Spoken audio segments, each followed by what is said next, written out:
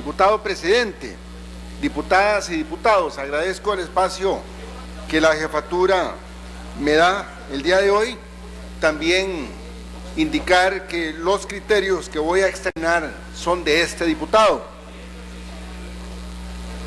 El primer nacimiento de un bebé producto de la fertilización in vitro se dio en Inglaterra en 1978, hace cerca de 35 años.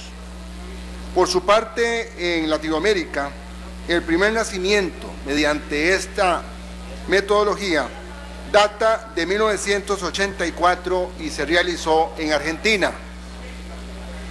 La información disponible nos indica que más de 5 millones de personas han nacido en el mundo gracias a esta técnica. En América Latina se estima que en los últimos 20 años han nacido más de 150.000 personas mediante este método de reproducción asistida.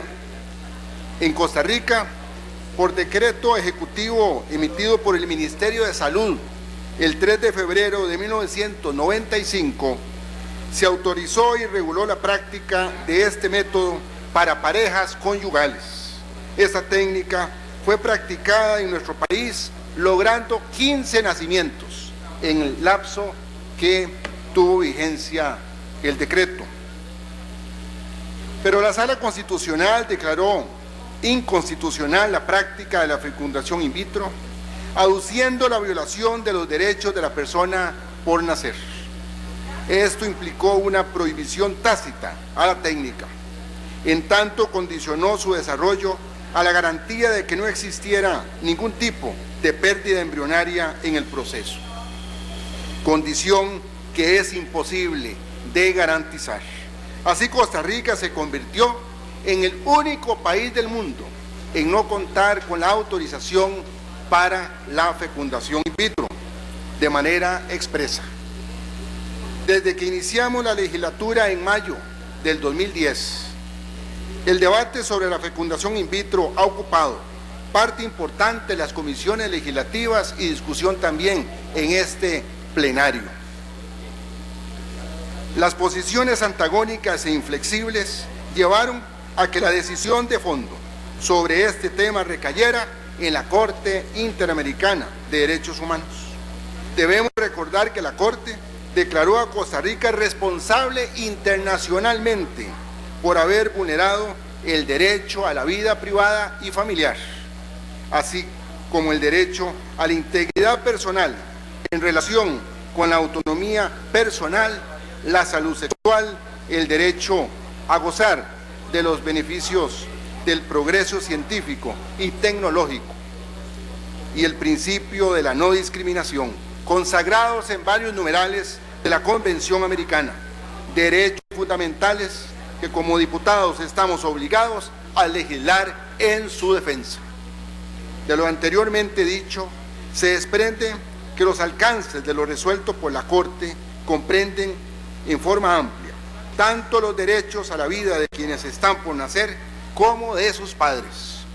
Así, el concepto de libertad y la posibilidad de todo ser humano de autodeterminarse y escoger libremente las opciones y circunstancias que le dan sentido a su existencia es parte esencial de la discusión sobre la aplicación de determinadas técnicas reproductivas.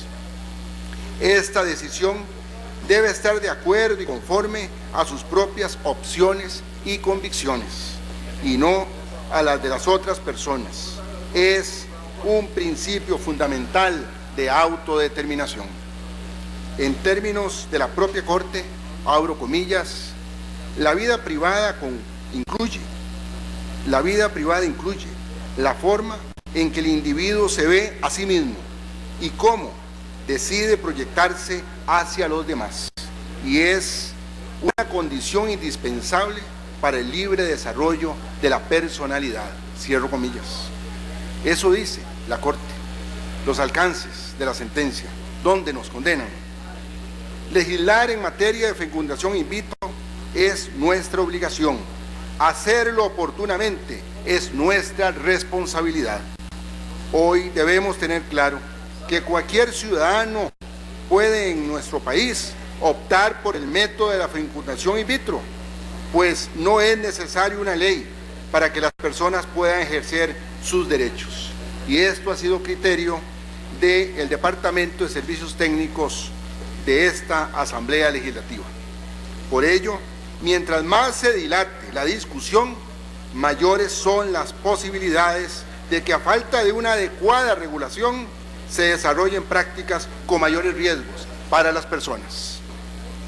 Legislar en esta materia implica buscar la mejor manera de resguardar el derecho a la vida privada de las personas, lo cual expresa en conceptos fundamentales como lo son la autonomía reproductiva, el acceso a servicios de salud reproductiva, de la información y de los medios para ello, y el derecho a alcanzar el nivel más elevado de la salud sexual y reproductiva.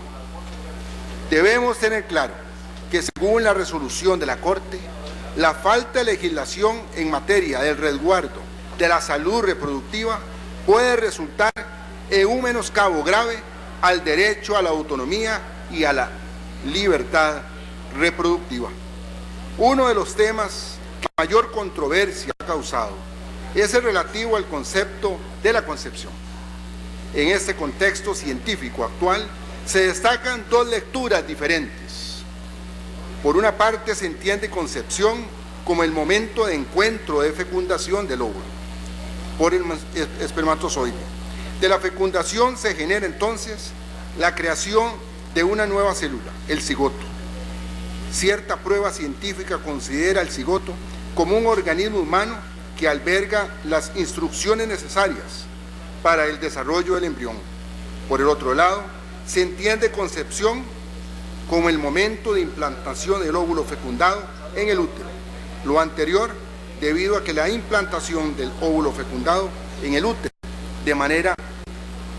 en el útero materno, faculta la concepción de la nueva célula, el cigoto, con el sistema circulatorio materno que le permite acceder a todas las hormonas y otros elementos necesarios para el desarrollo del embrión.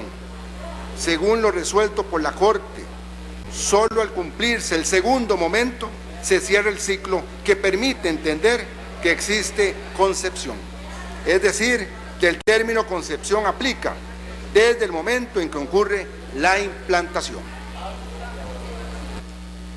Textualmente indica la Corte Interamericana de Derechos Humanos lo siguiente, abro comillas: si bien al ser fecundado el óvulo se da paso a una célula diferente y con la información genética suficiente para el posible desarrollo de un ser humano, lo cierto es que dicho embrión no se implanta.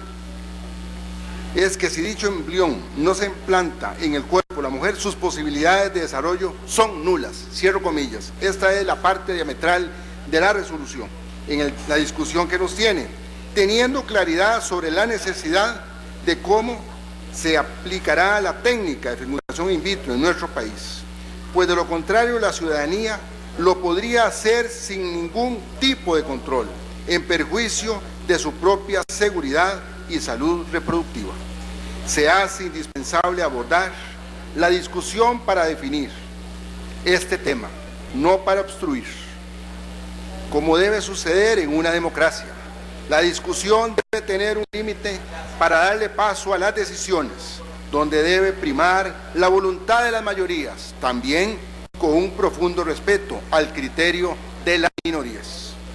Dentro de los temas a resolver está en el ámbito de la aplicación de la fecundación in vitro, sea esta para cualquier mujer que lo requiera o solamente para hogares constituidos bajo el concepto actual de matrimonio. Se debe entonces determinar si se permitirá la fecundación in vitro homóloga y heteróloga o si se admite dentro de la fecundación in vitro que una mujer sin pareja puede accesar a la técnica según el concepto de fecundación in vitro heteróloga. Se debe determinar si se prohíbe la gestación por sustitución uterina o si se permite una práctica excepcional, cuando mediante criterio técnico y médico se considere que esta es la única alternativa para que una mujer que cuenta con óvulos pero carece de útero, o cuando este no cuente con las condiciones para la anidación del óvulo fecundado o si se permite en cualquiera de los casos. De permitirse la sustitución uterina, entonces debe regularse muy bien el tema de los derechos de filiación. Con esto termino, señor presidente.